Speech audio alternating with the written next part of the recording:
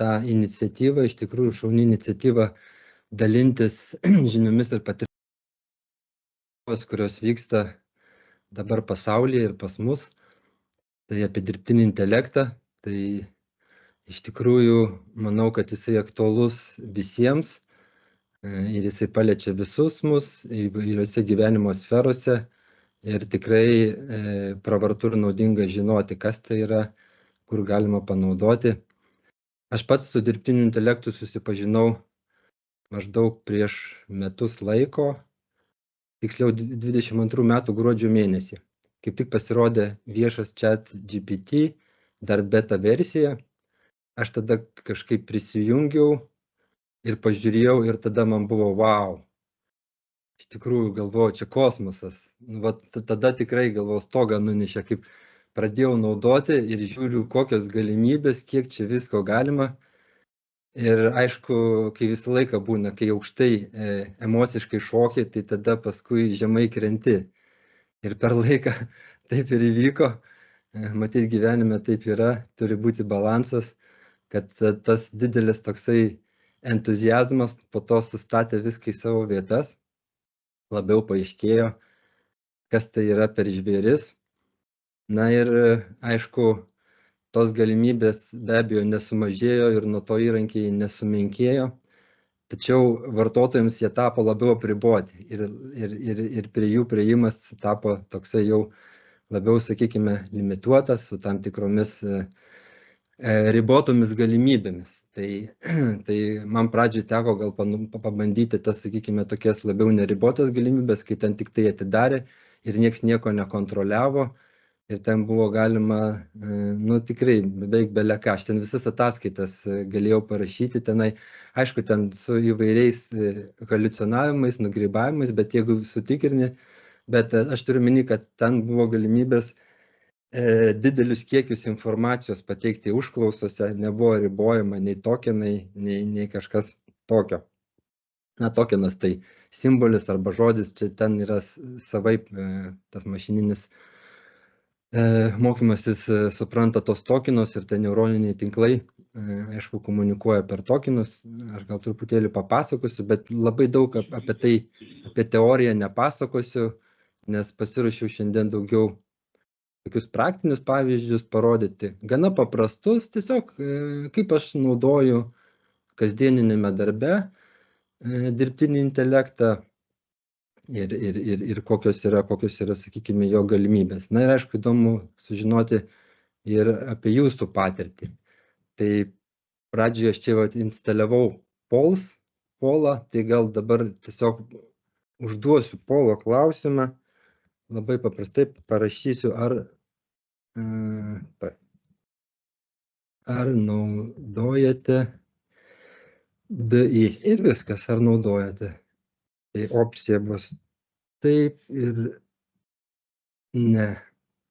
Štai, to turėtų iššokti. Ar matote Pols ir galite tiesiog submitinti balsus. Ir matom rezultatus. 57% naudoja, nenaudoja, atsiprašau, ir 43% naudoja. Iš visų atsakysiu, 58 nenaudoja. Tai, grubiai sakant, maždaug pusė per pusę. Aišku, bet tikrai nemaža dalis, apie 40% naudoja. Iš 124 atsakysiu. Ar visi matote tuos polsus? Aš tai juos matau, bet nežinau, ar jūs matote. Matom, taip. Matot, gerai. Tada dar vieną klausimėlį užduosiu, šiek tiek kitokį, kuris skambės taip. Kokius DI įrankius naudojate? Čia, aišku, tiem, kurie naudoja, bet kurie ir nenaudojote, galite tiesiog parašyti žodelį įrankio. Ar tai ChatGPT, ar tai Copilot, ar tai kažkoks kitas įrankis, ar Gemini, sakykime, ar keletą įrankių.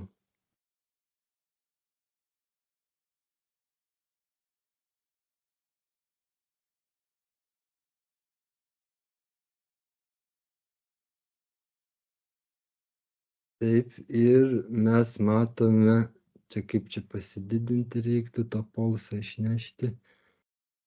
Bet šone matom atsakymus, kad dominuoja ChatGPT. Čia visur maždaug ChatGPT. Aš net ir nelabai matau kažkokių kitokių įrankių. Ar jūs matote? Iš 55 atsakiusių, kiti 58 jau atsakė. Viktorai, yra ir Grammarly, Gemini yra, toliau Copilot. Vis persikelsiu ant didesnio ekrano.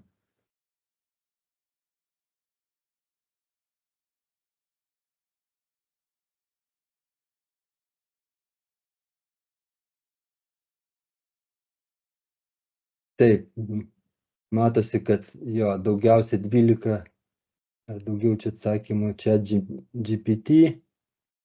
Yra dar ir Copilot, taip matau, Gemini, nenaudoju, retkarčiais. Ok, aišku, supratau. Tai suprantu, kad iš tikrųjų naudojate ir tikrai nemaža dalis naudoja, bet gana didelė dalis nenaudoja. Aš šiaip tikėjausi, kad atsakysite, maždaug visi beveik naudojam, tik tai kažkas mažiau, kažkas daugiau. Bet tikrai kažkaip nesitikėjau, kad yra ir nenaudojančių. Tai smagu girdėti, šiaip tada vadinasi, šita prezentacija yra reikalinga. Nes kas naudojate, tai gal ir patys turite kažkokių geresnių patirčių. Tai įdomu būtų, kad aišku, tai, ką inicijavo Daiva, pratęstume ir toliau ir kažkaip galėtume apsikeisti tą patirtimį, nes tikrai būtų įdomu. Ir prieitume prie to, sakykime, jau tokio sisteminio taikymo pačioje organizacijoje, ne pavienio naudojimo, bet kaip pritaikyti organizacijoje, kad būtų, sakykime, tas dirbtinis intelektas saugus. Aš netgi gale parodysiu, kaip galima atsisiųsti savo kompiuterį, tai yra galima turėti dirbtinį intelektą jau savo kompiuteryje ir tai labai paprasta, iš tikrųjų. Kiekvienas gali atsisiųsti, instaliuoti, tik tai resursų klausimas, aišku, ten tie dideli kalbos modeliai, LLM, Large Language Models, užima tikrai daug vietos, bet po to jau galima, sakykime, ir dirbti su savo failais, su savo duomenimis, su savo, sakykime, informacija, kuri yra visiškai uždara ir nepatenka į internetą ir tada tikrai yra pakankamai saugu. Be to galima ir toliau mokyti tuos modelius taip jau savo kompiuteryje per savo užklausas. Gerai, tai tada pradžioj pereikime prie ekrano. Taip, aš pasidalinsiu vieną ekraną. Ar matote mano ekraną? Taip. Tai aš dabar įėjau į ChatGPT savo paskyrą. Aš naudoju mokamą paskyrą, kuri yra ChatGPT 4 versija. Aišku, jeigu jūs naudojate nemokamą paskyrą, tai jūs tuomet turėsite ChatGPT 3.5 versiją. Bet kuo skiriasi ChatGPT 4 nuo 3.5, jeigu jūs turite ChatGPT, tai jūs negalite pateikti nei failų, nei paveikslėlių, nei kažkokios kitos informacijos. Tai yra pakankamai ribotas modelis. Jisai, aišku, veikia greitai, pateikia greitai atsakymus, bet jo atsakymai yra mažiau tikslus. Jeigu jūs naudojate ChatGPT 4, kur kainuoja 20 keli su PVM 22 berods eurai, tai jisai jau leidžia pridėti failus, tai jau įeiti į savo failus ir galima praktiškai dirbti jau su failais ir jisai tada, aišku, nuskaito informaciją nuo failų, gali atsakyti tai, kas yra jūsų pridėtose dokumentuose. Ir aišku, čia atsakymai jau yra daug tikslesni. Tai aš šiandieną tą, ką rodysiu su 4. versija, nes mano nuomonė 3.5 versija, jinai galima panaudoti kažkokiam užklausom, bet jinai tikrai nėra verta didelio dėmesio, nes ir mažiau, sakykime, iš jos naudos, mažiau galimybių, mažesnis, daug mažesnis pritaikymas. Aš net dabar praktiškai, kai naudoju 4. versiją, aišku, net nelabai naudoju 3.5, nebent pasibaigė limitas. Aišku, reiktų atkreipdėmėsi, kad 4. versija, nežiūrite tai, kad jūs mokate 22 eurus į mėnesį, jinai yra pribota skaičiumi užklausų. Tai yra per ten kas 3 valandas, ten kažkiek tai užklausų, aš dabar nepamenu kiek, bet tenai keliasdešimt užklausų galim padaryti ir po to jinai jau praktiškai nebeveikia, vėl reikia laukti to atsinaujinimo. Bet paprastai dirbant to užtenka.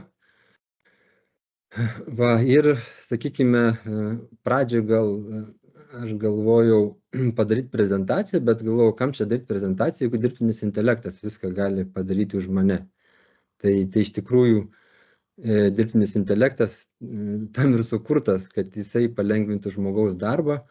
Ir pradžioje, aš čia dabar nesikartosiu, iš naujo tų klausimų neuždavinėsiu, bet tiesiog uždaviau klausimą, pateikite paprastai ir suprantamai dirbtinio intelekto architektūros išaiškinimą ir principus, kaip veikia dirbtinis intelektas.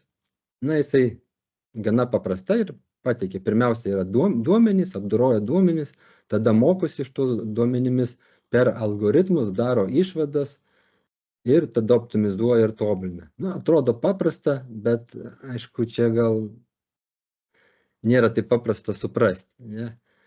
Tada toliau užklausiau, kokie yra dirbtinio intelekto pagrindiniai modeliai. Na, tada jis jau, aišku, konkrečiau sako, tai yra neuroniniai tinklai, tai yra vieni iš populiariausių dirbtinio intelekto modelių, kurie yra įkvėpti žmogaus smegenų struktūros. Aha, įdomu, žmogaus smegenų struktūros. Neuroniniai tinklai susideda iš tūkstančių ir net milijonų dirbtinių neuronų, kurie sujungti tarpusavyje ir šie modeliai labai veiksmingi atliekant vaizdo ir garso atpažinimą, kalbos supratimą ir kitas sudėtingas užduotis. Tai kaip matome, jie atpažįsta ir vaizdus, ir garsus, ir kalbos užduotis. Ir aš galvoju, jeigu tai yra neuroniniai tinklai, tai reiškia, yra sujungti neuronai. Tai gerai galvoju, reikia pažiūrėti, kas tas yra neuroninis tinklas ir kas yra neuronas. Tai aišku, čia kalbam ne apie biologinį neuroną, bet apie dirbtinį neuroną, kuris yra biologinio neurono abstrakcija, pagrindinis dirbtinių neuronų tinklų komponentas. Ir dirbtinis neuronas turi keletą ėjimo signalų. Pavyzdžiui, X yra signalai susisietais svoriais W ir vieną išėjimo vertę. Tai reiškia, jie yra sujungti per keletą signalų su savo svoriais ir turi vieną išėjimą, kuris jungiasi, sakykime, su kitais išėjimais. Ir dažniausiai išėjimo reikšmė skaičiuojama sudedant ėjimo verčių ir atitinkamus svorių sandaugas ir pritaikant aktyvacijos funkciją. Ir šitas sakinys, man atrodo, pats svarbiausias. Neuroniniai tinklai tapo tinkami naudoti praktiškai suradus efektyvius algoritmus šiems svorio koeficientams surasti. Tai ką tai reiškia? Tai reiškia, kad yra kažkokios tai reikšmės ir tom reikšmėm yra priskiriamas svoriai. Na, sakykime, didelės kalbos modeliuose yra žodžiai arba žodžių dalys. Taip, ir tie žodžių dalys turi savo svorius. Ir svoriams tie svoriai suteikiami pagal algoritmus, o tie algoritmai sudaryti iš taisyklių, gramatikos taisyklių ir panašiai. Ir pagal tai, kaip, sakykime, tas žodis labiausiai tinka, nebūtinai pats geriausias tas bus žodis, bet tiesiog algoritmas, jeigu jam greituoju būdu suteikia didžiausią svorį, tai tą svorį ir išmeta ir jisai tada susijungia jau į atsakymą.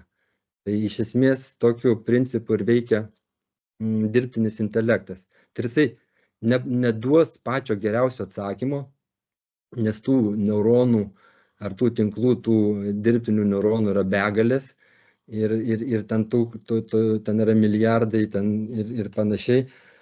Ir jie tiesiog ima pagal algoritmus labiausiai tokią optimalią reikšmę, pagal tai, kur išskaičiuoja didžiausią tą svorį.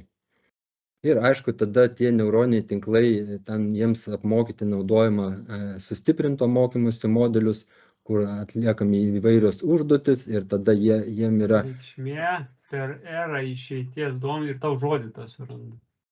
Taip.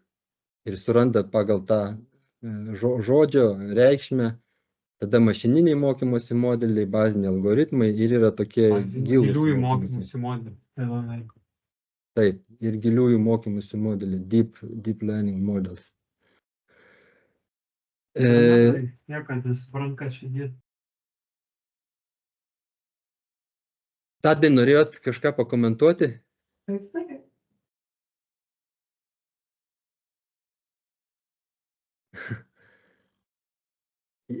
Jeigu turit komentarų, tai prašom, ar klausimų. Taip, tai čia yra toliau tiesiog klausiu apibūdinti, kaip veikia dideli kalbos modeliai, koks jų veikimo principas. Na ir galiausiai, aišku,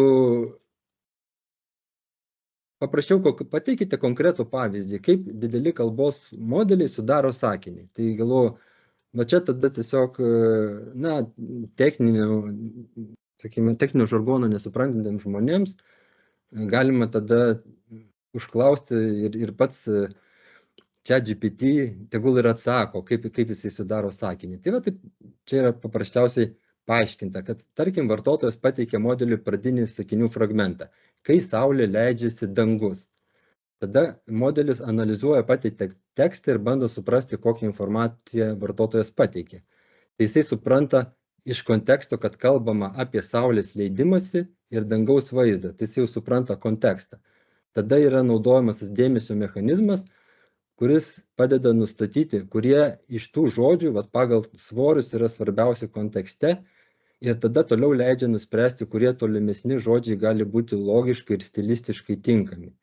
Ir tada jau generuojamas tekstas. Modelis naudoja mokymosi metu įgytą žodyną ir gramatikos taisyklės ir jis tada gali tęsti sakinį taip. Kai pasislėpia už horizonto, o danguje iškyla žvaigždės. Na, pradinis sakinys buvo, kai saulė leidžiasi dangus, o jisai užbaigia pasislėpia už horizonto, o danguje iškyla žvaigždės. Na ir tada gaunam tą pilną tokį išvesties sakinį. Tai čia vat, ir kaip aš tada toliau pabandžiau vėl rašyti, kai saulė leidžiasi dangus, ir čia matom atsakymus. Bet atsakymai, kaip matote, jie nėra tokie patys. Jau jis nebaigia, o danguje iškylo žvaigždės, bet šitą sakinį pabaigia, kai saulė leidžiasi dangus, ima degti raudomis ir aukso spalvomis, pamažu pildydamas horizonto vakaro švytėjimą. Aš čia parašiau gražu. Jis sako, džiaugiuosi, kad jums patiko. Na ir taip toliau. Čia jau dar įdomiau, čia dar įdomiau. Nu ir galim dar kartą parašyti, kai saulė leidžiasi dangus. Ir ką jis mums atsakys, dar kartą.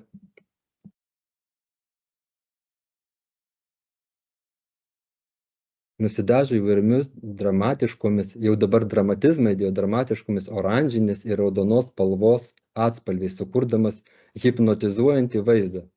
O, nu, matot, kiek daug yra kūrybinių alternatyvų. Tai iš tikrųjų tie dideli kalbos modeliai, jie tikrai labai tinka kūrybai ir kūrybinėm idėjom, eilėraščiam, dainom kurti ir panašiai, nes kiekvieną kartą jis vis įgyja ir pakeičia spalvas ir dar kažką, ir kažkur dramatiškai įgyja, kažkur sodrą, bet kaip matome, tai nėra visą laiką tas pats atsakymas. Iš to tiesiog įvado norėjau, kad suprastumėte, kad dirbtinis intelektas nepateiks visą laiką to paties ir labai tikslaus atsakymo. Aišku, nebent tai yra kažkokie skaičiavimai, tikslus algoritmai, tikslios formulės, bet ir tai yra, aš pastebėjau, kad tai vis tiek yra kalbos modelis ir gali būti įvairių nukrypimų. netgi matematiniuose skaičiavimuose ir kartais jisai gali priskaičiuoti ten arba tiesiog sudėlioti įvairių formulių, kurios yra jo paties sugalvotos ir nebūtinai tai, sakykime, naudojamos, ar tai bus labai tikslu.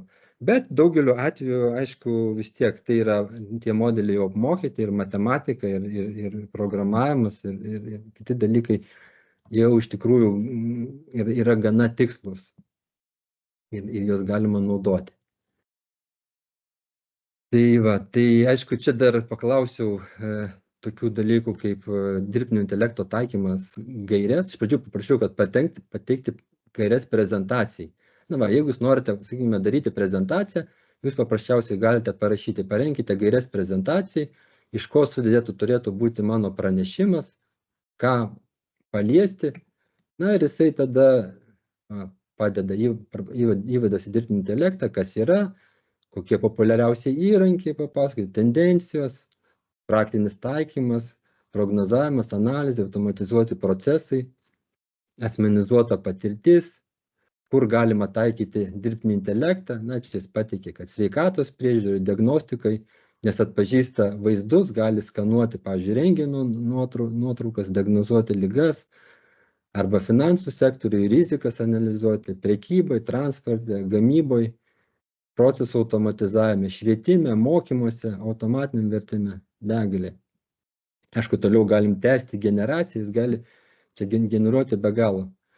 Ir iš to galima netgi paprašyti, kad sukurtų ar ten kažkokį paveikslėlį prezentacijai, ar kažką, kad padėtų tada jau galima pereiti prie konkretos šios dalies ir tiesiog kurti skaidres prezentacijai, kurias užtenka tik tai pasikoreguoti, susikelti PowerPoint'ą, bet jau yra ir online'inių įrankių, kurie iš karto tiesiai generuoja prezentacijas ir su paveikslėliais, tai aišku, galima jų išnaudoti. Tai tiek pradžioj apie tą dirbtinį intelektą bendrą įvadą.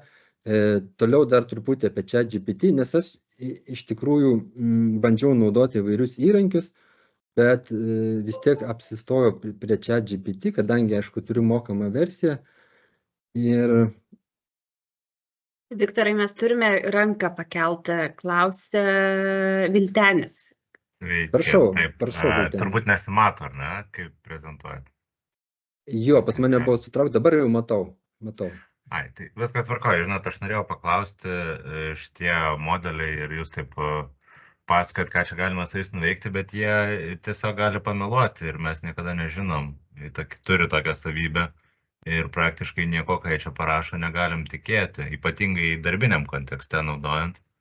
Tai man toks klausimas, galbūt kaip, ar kažkokiu yra būdų tą apeiti, ar kažkaip reikia tikrinti, ar nežinau. Nes čia, pavyzdžiui, visas šitas tekstas, kas parašyta, čia gal tokie, aš nesakyčiau, kad čia grinai faktai, bet yra ir tokių faktų, labai tiesiog tikslių, kurie gali būti išgalvoti visiškai jau. Taip. Tai va toks klausimas, kaip elgtis su ta vieta, kad jis gali tiesiog meluoti. Aš pasakysiu savo nuomonę. Mano nuomonė, juo naudotis galima tada, kada esi pats ekspertas, jautiesi ekspertas savo srityje ir gali patikrinti. Aišku, patikrinti gali arba žinai iš patirties, arba tiesiog papildomai dar su Google, paieškas darai, ieškai šaltinių. Aš toliau dar parodysiu įrankį, kur galima, sakykime, ieškoti. Netgi ir ChatGPT yra papildomi išplėtiniai ir pats ChatGPT daro paieškas. Tai galima ieškoti šaltinių ir tiesiog tikrinti faktus. Be abejo, tai nesakau, kad ir pritariu Viltenį, kad aklas naudojimas negalimas ChatGPT. Visą laiką reikia pasitikrinti, pasižiūrėti, bet jisai tikrai labai palengvina darbus ir aš tiesiog, čia dar gal trumpai, čia kokių įrankių yra, čia aišku galima eksplorinti ir rasti įvairiausių įrankių, kurios yra jau bendruomenė sukūrius, tai yra pačio ChatGPT yra įrankių, kurie ir leidžia, sakykime, paveikslėlius kurti, paskui brausinti po internetą, creative writing, analizuoti duomenis. Ir yra, aišku, įvairius bendruomenės įrankiai, tai keletą jų ir panaudosim.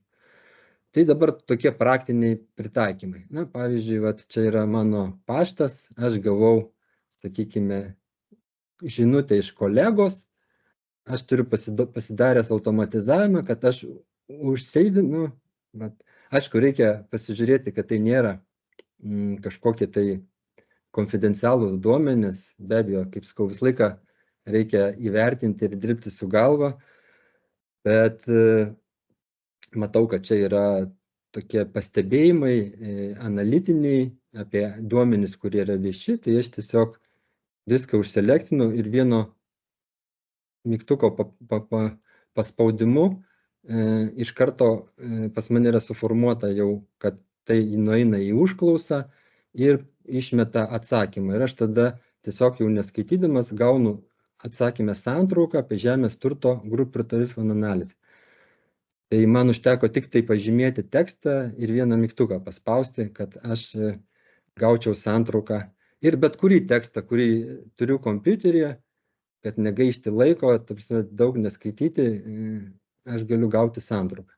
Tai aš matau, kad man kolega parašė santrauką apie žemės turto to grupių ir tarifų analizę ir jisai apžvelgia žemės turto grupės, mokestinės bazės, rašo, kad gyvenamojo teritorijų žemė sudaro didžiausią mokestinę dalį, 70%, priemiestinės vietovėse 40-70%, kaimiškės netokios. Tai yra ir ką jis čia siūlo. Jisai siūlo atskirti gyvenamųjų teritorijų žemės tarifus ir išskirti žemės paskirties žemę. Aha, aišku. Siūlo vesti papildomą lakštą savivaldybių tarifų apskaičiavimą iki žemiausio turimo lygio. Taip, ir tada vertėtų pamąstyti apie apleistos žemės apskaičiavimą išskyrus atskirą modelį. Nu, čia grinai mūsų darbiniai klausimai, bet aš iš karto jau matau santrauką, ką jisai parašė ir kas, sakykime, kokia yra esmė ir apie ką jisai rašo. Kito mygtuko pasispaudimu aš iš karto galiu sugeneruoti atsakymą. Turiu pasidaręs greitai klavišą, kad užselektintam tekstui galiu rašyti atsakymą. Ir jisai tada vėlgi išanalizavęs tą tekstą pateikė atsakymą. Kažkodėl dabar galvoja, kartais būna, kad pagalvoja kažkiek unusual activity. Nu, per daug veiklos mano kompiuteryje ir jisai kažkaip, dabar atsigavo, tai, kaip matote, jisai pradeda formuoti atsakymą. Dėkoju už išsamų ataskaitos apibendrinimą, pasiūlymus. Yra čia keletas minčių, pasiūlymų, kaip galėtume. Aišku, aš tada kiekvieną pasiūlymą paskaitau, pasižiūriu, įsigilinu jo esmę. Aišku, galiu ne tai, kad nusikopijuoju ir ten siunčiu atsakymą, bet viską pats pergalvoju, bet kai kur matau, kad jisai ir tą atsakė, ir tą nepraleido. Kitaip sakant, kartais pats atsakinėdamas dažnai neatsakai į viską, ko yra klausima laiške. O dirbtinis intelektas padeda praktiškai įvertinti viską, visus aspektus ir gražiai surašyti atsakymus. Čia aišku, kad rašo sutinku, tada vėlgi vertini, ar tikrai pats kaip ekspertas sutinki, kad į tą išskirti dabartinę turto klasifikaciją slankmečiuose ir joje atskirti teritorijų žemės tarifus į atskiras grupės ir įvesti miško paskirties žemę. Tai čia toks vienas iš, sakykime, praktinių pritaikymų. Kitas pritaikymas, aišku, gali būti susijęs su teisės aktų, sakykime, kažkokia tai analizė. Čia atsidarome, pavyzdžiui, 21-27 metų ES investicijų programos ministrės įsakymą, kuriame patvirtintos projektų administravimo taisyklės. ES investicijų ir Europos gaivinimo atsparumo didinimo plano administravimo taisyklės. Ir aišku, sakykime, jeigu kažką norim vėlgi sužinoti apie šitas taisyklės, na, daleiskim, nežinau, čia kažką.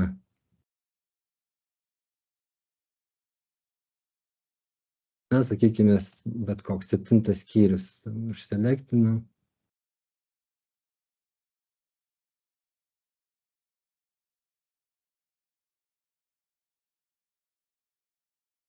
Ir kad mums pateiktų santrauką. Tai viską čia, ką aš darau, čia galima tiesiog rankiniu būdu įrašyti, kad prašom, pateikite santrauką šito teksto, bet aš kad pasidaręs, kad nekartoti, tai tiesiog čia rankiniu būdu įrašyčiau, bet kad va to visko nekartoti. Bet va jis dabar atsako anglų kalba. Nors aš esu užklausoj nurodęs, kad atsakykite lietuviškai, bet jisai kartais tiesiog iš greitumo atsako angliškai. Bet, pavyzdžiui, prieš tai man atsakė lietuviškai. Aš galiu jums tiesiog priminti, kad atsakykite.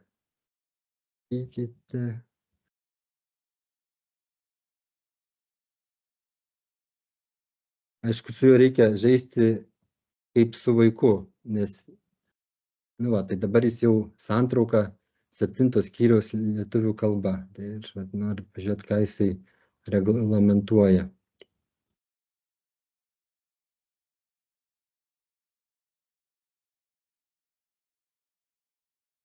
Nu, jisai tada surašo, kad ką lėšų paskirstymo planas yra sudaromas, kad plane nurodomas, kaip bus investicijos. Čia kalbama apie lėšų planavimą ir stebėseną. Tada nustatomi stebėsenos rodikliai, pažanga ir korekcijos, gali vadovaujančių institucijų inicijuoti pakeitimus, atitikties ir dokumentavimas. Aišku, čia aš nukopijavau tik tai dalį teksto, bet visą tekstą jisai negali paimti, bet ką mes galim padaryti, kad norėdami išnagrinėti visą tekstą, tada reikia praktiškai įkelti kaip PDF dokumentą.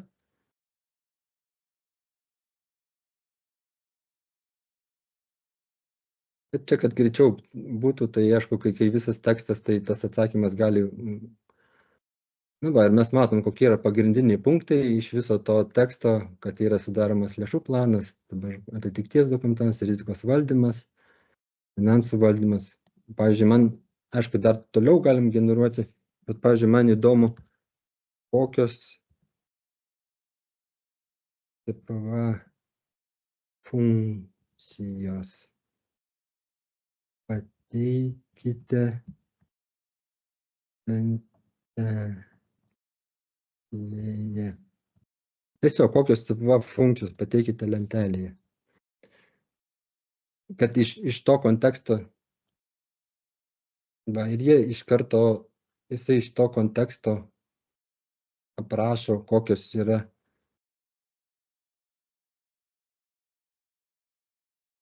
Bet jisai tiesiog dabar, aš nenurodžiau, kad prieš tai referavau, kad pagal šitą.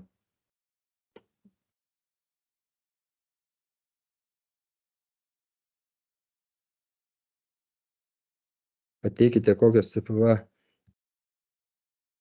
funkcijos.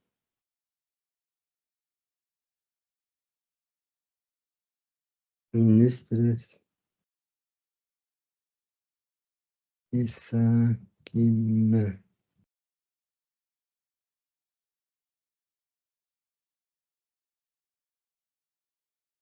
Nu, čia jis dabar jau, aišku, prarado to kontekstą, jis jau čia ne iš to aprašinėja. Bet esmė tokia, kad jeigu mes, sakykime, aš sustabdau, bet esmė tokia, kad jeigu mes turime šitą tekstą, tai galima praktiškai paprašyti, kad jisai, galima tiesiog jį įsikelti į PDF, čia, bet išseivinami į PDF dokumentą ir tada galima įsikelti jį kaip PDF dokumentą, vėlgi nueinant naują užklausą ir mes tada galim tiesiog paprašyti, kad downloads. Taip, čia mes atsisiuntam dokumentą ir čia tada galim paprašyti,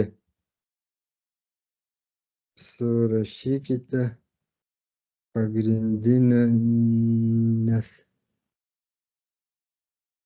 CPV funkcijas ir nurodykite punktus.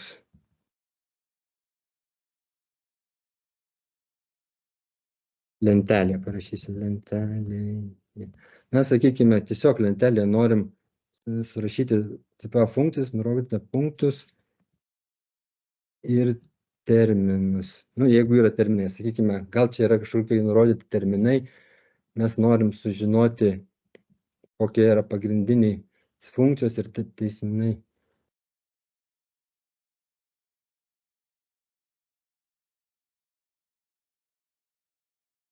Projektų administravimas, finansinių priemonių, bet čia vėl jisai matosi, kad biški ne ta.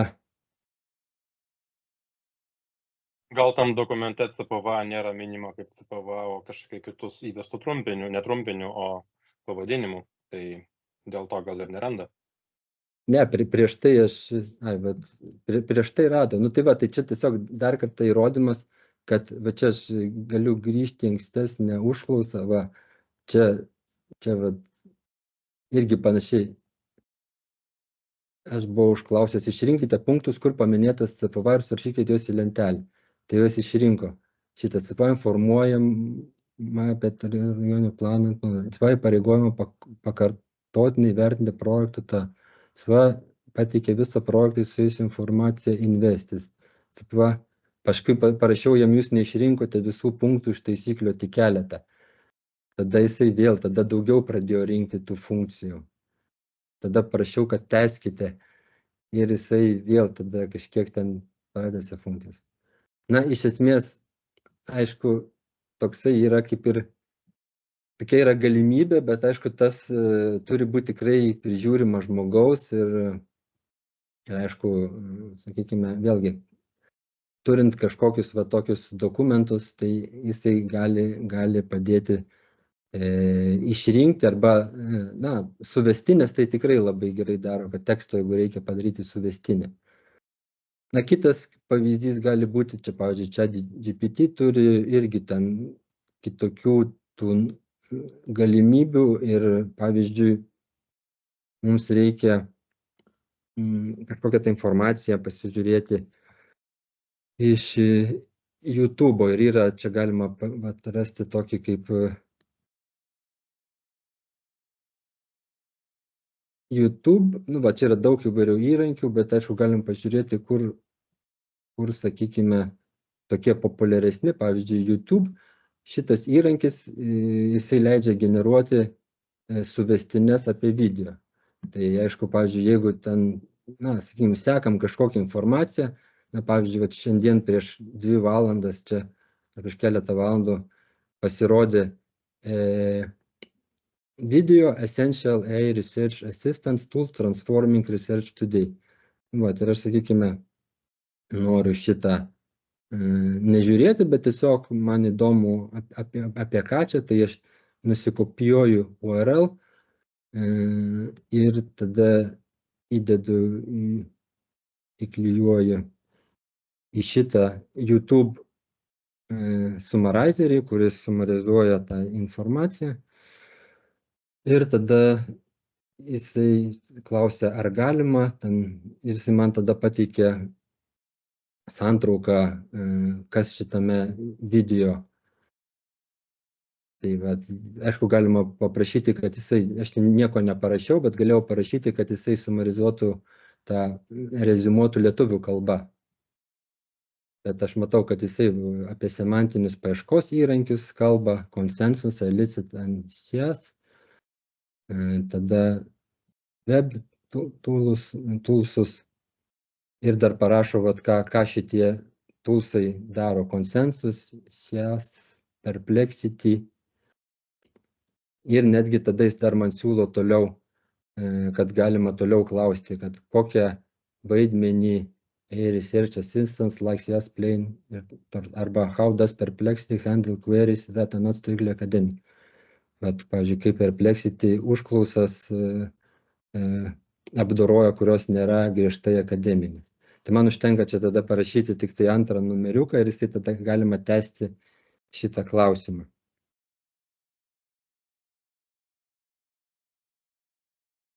Taip. Toliau kitas atvejis gali būti, pavyzdžiui, kažkokias draudimo sutarties sąlygas. Aš tiesiog noriu vėlgi sužinoti, kokios yra, kokie draudiminiai įvykiai, pavyzdžiui, ir kad neskaityti visos sutarties, vėlgi tą patį padarau, galiu atsisiųsti sutartį, tada ją įsikelti į naują chatą ir jinai man tada gali, sakykime, vėlgi pateikti kažkokius tai informaciją, išrinkti tenai, ten aš atsisiunčiau tą sutartį, ten taip, ergo, ten kažkokia sutartis, aš tada ją vėlgi įsikeliu pas save ir paklausiu, kokie įvykiai yra kompensuojami draudėjai. Ar kažką panašaus, ar kokiais atvejais, kokie įvykiai yra kompensuojami draudėjai. Jis tada parašo, kas pagal ergo skėtis draudimo sutarties sąlygas. Tokie įvykiai: apdraustojo mirtis, darbingumo netekimas. Čia nežinau, bet kokią sutartį ten tiesiog dėjau. Tai aišku, jeigu, sakykime, reikia kažką išrinkti iš dokumento, vėlgi, kaip jau ir diskutavom prieš tai, reiktų žiūrėti rezervuotai, bet parašo, kokie yra kompensuojami ir kokie nekompensuojami įvykiai, kad nereiktų, sakykime, detaliai nagrinėtis, bet aišku, pasitikrinti būtų pravartu.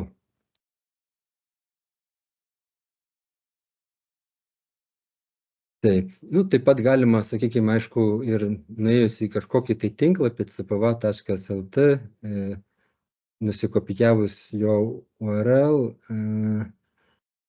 galim paklausti vėlgi, kad yra, sakykime, web browser, kuris brausina tinklapius ir iš karto galima ten užduoti klausimą, kokias. Ir Viktorai, kol jūs dabar rašot, tai mes ir čiate turim truputėlį komentarų ir klausimų ir mačiau ranką kažkas kėlė, bet lygtai ar netyčia nepastebėjau kas. Gerai, toj pasižiūrėsim tada čiatą ir tada. Tai galima, aišku, tos ir pasižiūrėti, ką jis atsakinėja. Taip, perinam prie čiato. Gemini Free versijoje galima pateikti paveikslėlius. Taip, galima. Gemini dar prieisim. Čia gal galima ir gyvai klausomą ilgą kalbą audio įrašyti ir paprašyti, kad ChatGPT atsiųstų santrauką e-mailu. Taip, galima įrašyti kalbą, galima diktuoti ir galima kalbėtis su ChatGPT.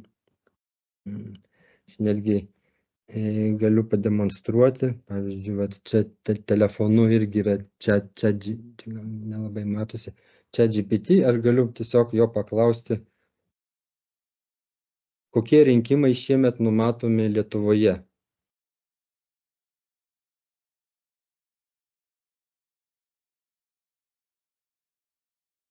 Šiandien, gegužės 12 Lietuvoje vyksta prezidento rinkimai. Jei nė vienas kandidatas nesurinks absoliutaus balsų daugumo, antrasis rinkimų turas bus surengtas po 2 savaičių. Bet šiemet numatomi dar keli svarbus rinkimai. Birželio mėnesį vyks Europos parlamento rinkimai, o spalio 13 diena skirta Seimo rinkimams. Koks referendumas numatomas Lietuvoje ir apie ką reikia pasisakyti jame?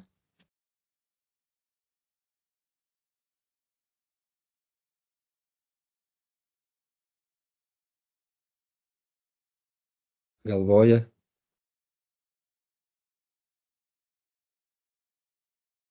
Šiandien gegužės 12 Lietuvoje vyks privalomasis referendumas kartu su prezidento rinkimais. Referendume bus sprendžiamas klausimas dėl Lietuvos Respublikos konstitucijos 12 straipsnio pakeitimo, kuris reglamentuoja pilietybės išsaugojimą gimimo teise asmenims, įgijusiems kitos valstybės pilietybę. Šis klausimas yra svarbus tiek Lietuvos diasporai, tiek nacionaliniam saugumui, atsižvelgiant į tai, kad dviguba pilietybė leistų Lietuvos piliečiams gyvenantiems užsienyje aktyviau dalyvauti šalies politinėme ir visuomeninėme gyvenime. Nu, supratot, aišku, ne visiškai lietuviškai sklandžiai, nelabai aiškiai ištarė skaičius, datas, bet vat galima kalbėtis ir gauti atsakymus, kažkokius pasitikslinimus, jeigu, nežinau, kažkokios tai informacijos ir kažko tai reikia. Netgi ir apie Lietuvos rinkimus, jis žino, kad kokie rinkimai šiais metais vyks ir netgi koks referendumas ir už ką pasisakyti. Na ir taip galima, aišku, kalbėti ir bendrauti. Ir viskas, ką aš pasakiau, jisai praktiškai jau atsiduria pas mane čia, va, tos užklausos. Aš refreshinsiu, va, matote, rinkimai Lietuvoje.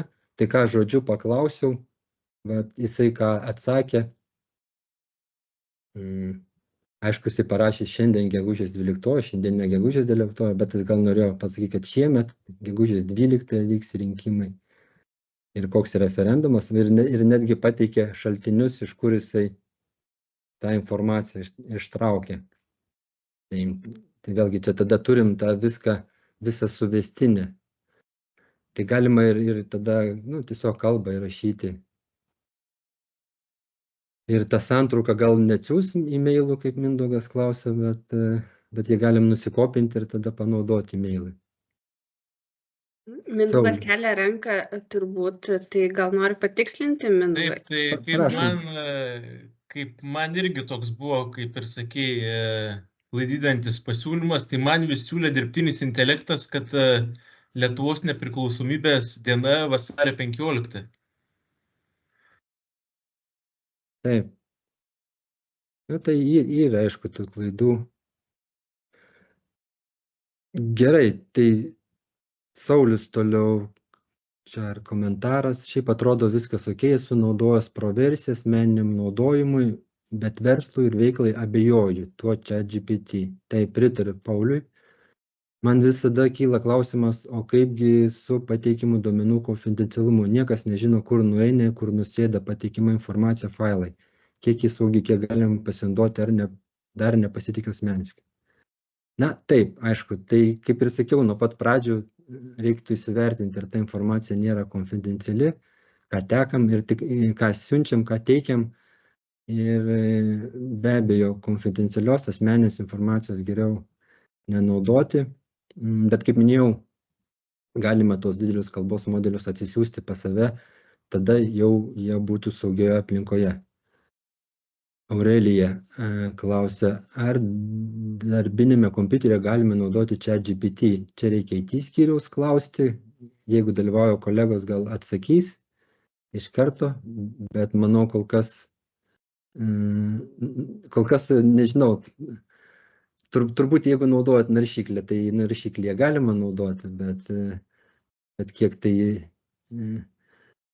saugu, tai jau turit patys įvertinti. Aš čia naudoju naršyklę, bet aš šiuo metu jums demonstruoju, kadangi čia mokama versija, aš ją turiu nusipirkęs asmeniškai, tai demonstraciją rodau iš asmeninio kompiuterio. Tai ir naudoju iš asmeninio kompiuterio. Praktiškai aš asmeniškai nenaudoju iš darbinio kompiuterio, bet aš galvoju, kad jeigu ten kažkokį bendro pobūdžio užklausimą, taip kaip naršyklėje per Google kažko ieškote ir vykdote paiešką, tai, manau, galite atsakyti, nu, galite paieškoti, bet kaip ten detaliau naudoti, tai vėlgi reiktų vertinti saugumą.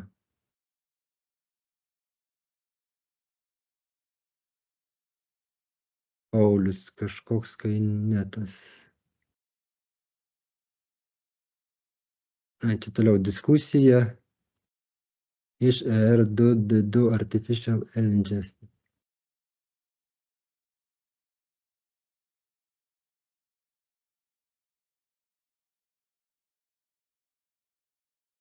Na taip, Donatas čia vėlgi pateikė apie žmogiškųjų atributų interpretacijas. Tai, kaip matau, daugiau klausimų nėra. Jeigu kažkas dar turit, be abejo, galit pasisakyti. Klausimų, aš tada dar toliau pereisiu prie keleto įrankių, kuriuos naudoju. Šiaip tos įrankius naudoju visai neseniai. Tai vienas iš tokių įrankių yra Perplexity. Kodėl jis man patiko? Dėl to, kad šitas įrankis aš naudoju nemokamą versiją, bet Pro versija leidžia 5 paieškas kas 4 valandas panaudoti ir Pro versiją, kuri, aišku, turi daugiau galimybių. Bet, sakykime, jeigu ten užklausim klausimą, gal kad greičiau būtų, aš neklausiu, bet aš jau tą užklausiu. Pavyzdžiui, aš paklausiau nemokamai to versijai, kokia parama skiriama šilumos šaltinio keitimui gyvenamuosiuose pastatuose Lietuvoje. Na, tai jisai pagal pateiktus šaltinius, jis iš karto pateikia šaltinius. Iš čia toksai, aš jį naudoju kaip ir kartais vietoj Google paiešką. Kai man reikia kažkokios informacijos ir aš nerandu šaltinio, reikia rašyti ataskaitą ir prašau, kad surasti šaltinius, tai jisai visuomet, kai užduodam klausimą, jis pateikia atsakymus su šaltiniais. Ir jis rodo, kad energijos vartojimo veiksmų plane yra šildymų prietaisų rotasam. Ir po to matau, kad energetikos agentūra teikia finansinę paramą fizinėms asmenims, skaitant paramą šildymų sistemų atnaujinimui. Įdomu, pavyzdžiui, man įdomina ta parama, paspaudžiu. Ir tikrai Lietuvos energetikos agentūra finansinė parama fiziniams asmenim. Na ir susirandu, kur čia yra šildymo sistemos.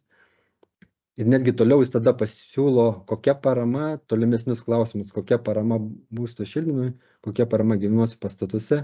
Jis taip pat surado, kad Socialinės apsaugos darbo ministerija taip pat informuoja, kad gyventojai gali kompensacijos būstų šildymą. Vėl galiu pažiūrėti, ar čia tikrai, tikrai kompensacija už būsto šildymą.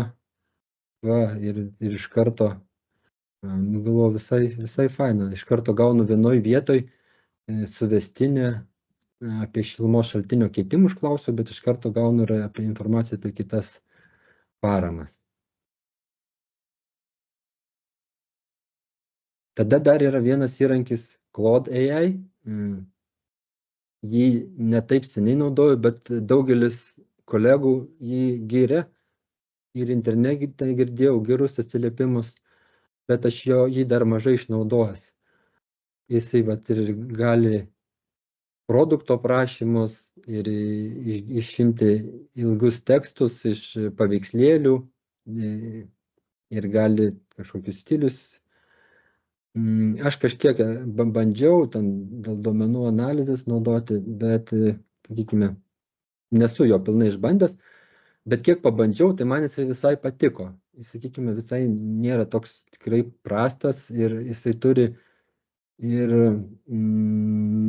įvairių modelių, galima pasirinkti, man atrodo, skirtingus čia modelius, su kuriais dirbi ir panašiai. Taip, tada yra Google. Aš rodau tik tai tos pačius galbūt populiariausius, kur žinau, bet šiaip prikurta yra įvairių antrinių produktų, kurie yra, sakykime, išvestiniai ChatGPT ar kažkieno kiti modeliai, bet Gemini tai yra jau Google sukurtas didelės kalbos modelis, vėlgi galite išbandyti. Google'as davė 2 mėnesius nemokamai pradžioj. Tai aš naudojau nemokamą, paskui, kada pasidarė mokamas, tai atsijungiau, bet jis man buvo toks pat panašus kaip ir ChatGPT.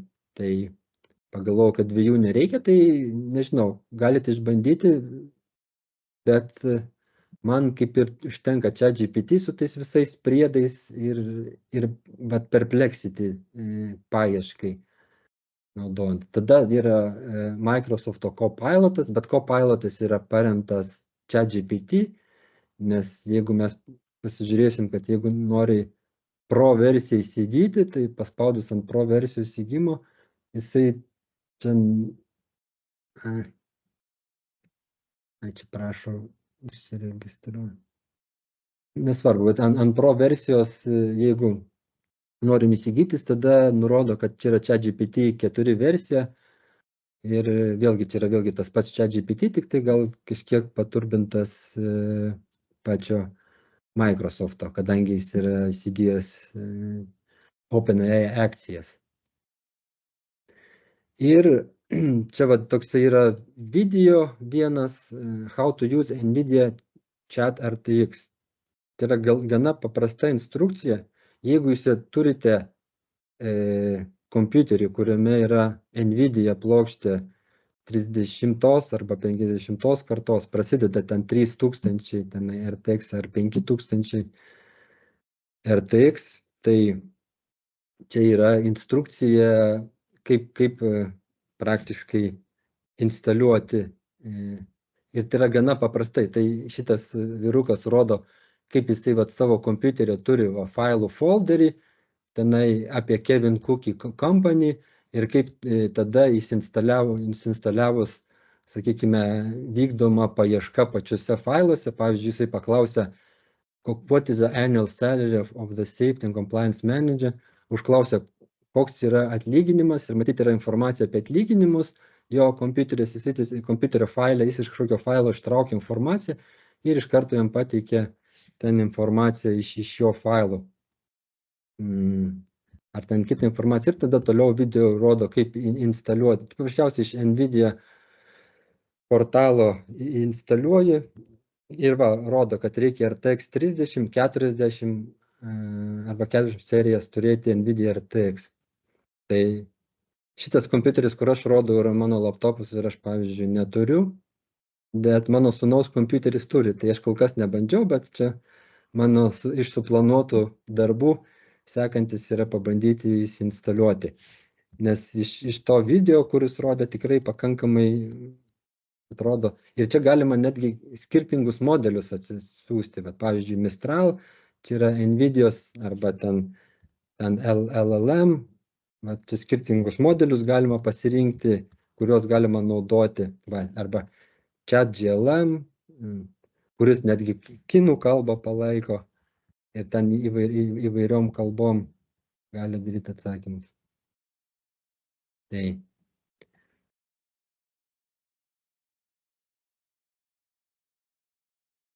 Tai tiek. Taip, ką čia dar galvojau parodyti. Dar, tokių irgi pavyzdžių turėjau, kaip pavyzdžiui galima pasirinkti kalendorinį planą. Pavyzdžiui, mes norime, sakykime, atlikti kažkokius tai pratimus ir mums reikia ten parengti kalendorinį planą. Ten, pavyzdžiui, ne tik pratimus, bet kokį kalendorinį planą, bet, pavyzdžiui, aš, sakykime, ilgai sėdžiu ir turiu, daleiskim, nugaros skausmą ir sakau, man parenkite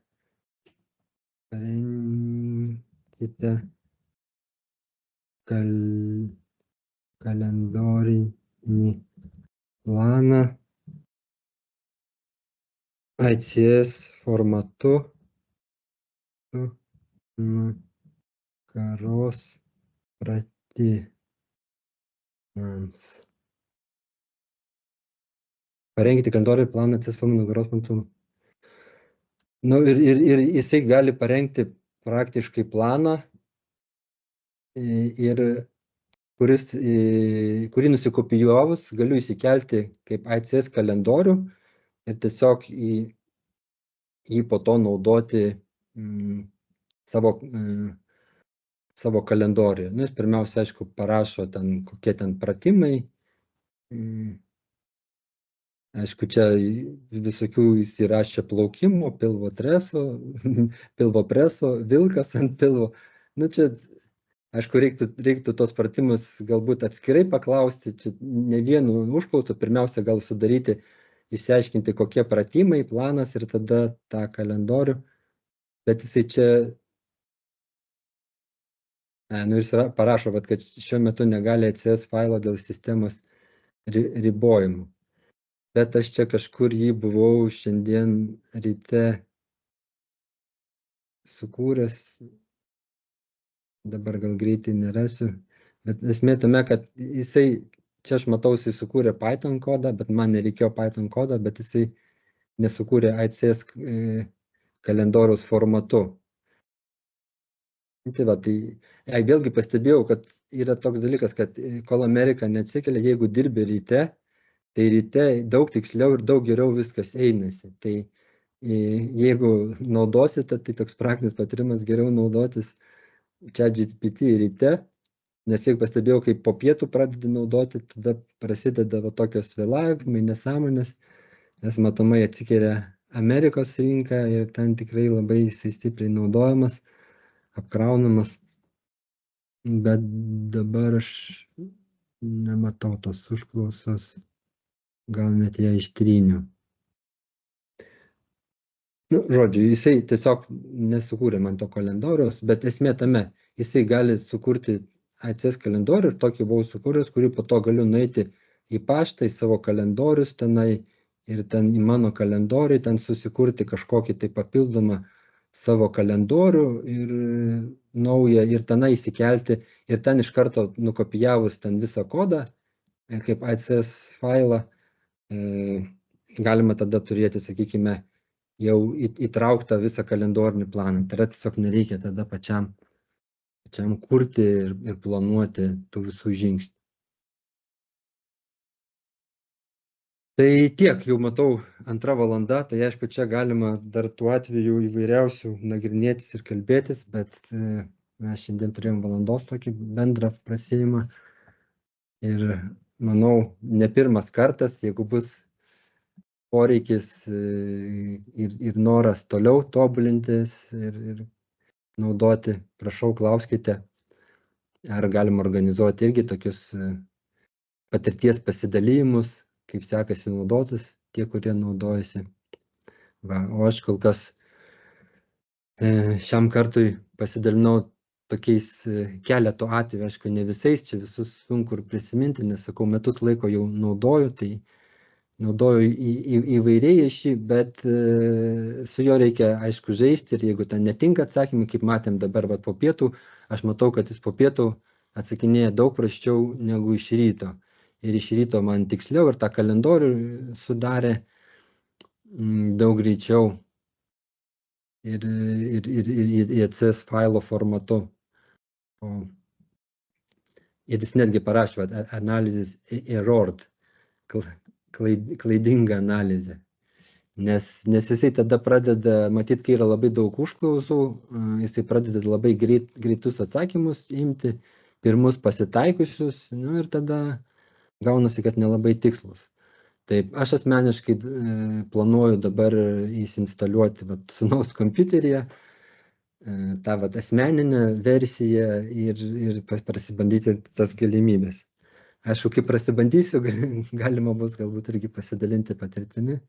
Galbūt ir jūs kažkas pabandysite, tai įdomu būtų sužinoti. Tai tiek būtų šiam kartui.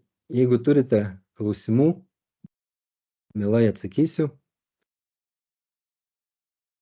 Gerai, tai gal tada aš irgi baigsiu įrašymą